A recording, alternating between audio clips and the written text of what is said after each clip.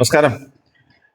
നമ്മുടെ ജീവിതത്തിൽ ചില ആളുകൾ വലിയ വാഗ്ദാനങ്ങളുമായി നമ്മുടെ മുന്നിലേക്ക് വരും.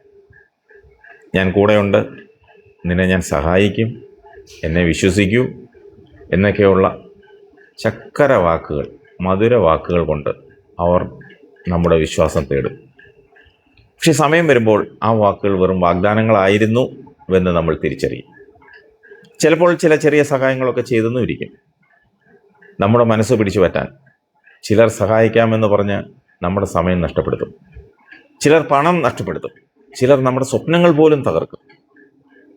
അതുകൊണ്ട് ഒരു കാര്യം ഓർക്കുക, മധുരമായി സംസാരിക്കുന്ന എല്ലാവരും ആത്മാർത്ഥതയുള്ളവരായിരിക്കണമെന്നില്ല. സൂക്ഷിക്കണം. വലിയ വാഗ്ദാനങ്ങൾ നൽകുന്ന എല്ലാവരും വലിയ മനുഷ്യരാകണമെന്നില്ല. കരുതണം. ഒരാളുടെ യഥാർത്ഥ മനോഭാവം, സ്വഭാവം അതറിയാൻ അവരുടെ വാക്കുകളല്ല, പ്രവൃത്തികളാണ് നോക്കേണ്ടത്.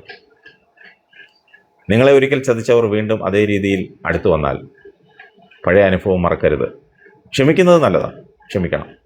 പക്ഷേ വീണ്ടും ചതിക്കപ്പെടാൻ അവസരം നൽകുന്നത് വിവേകമല്ല. നിങ്ങളുടെ വിശ്വാസം വിലപ്പെട്ടതാണ്. അത് അർഹതയുള്ളവർക്ക് മാത്രം നൽകുക. സഹായം സ്വീകരിക്കുമ്പോഴും സ്വന്തം തീരുമാനങ്ങൾ സ്വന്തം വിവേകത്തോടെ മാത്രമേ എടുക്കാവൂ. വാഗ്ദാനങ്ങൾ കേട്ട് ആരെയും വിശ്വസിക്കരുത്. പ്രവൃത്തികൾ കണ്ടാണ് മനുഷ്യരെ വിലയിരുത്തേണ്ടത്. വിവേകത്തോടെ ജീവിച്ചാൽ ചതിക്കുന്നവർക്ക് നിങ്ങളുടെ ജീവിതത്തിൽ ഇടമുണ്ടാകില്ല.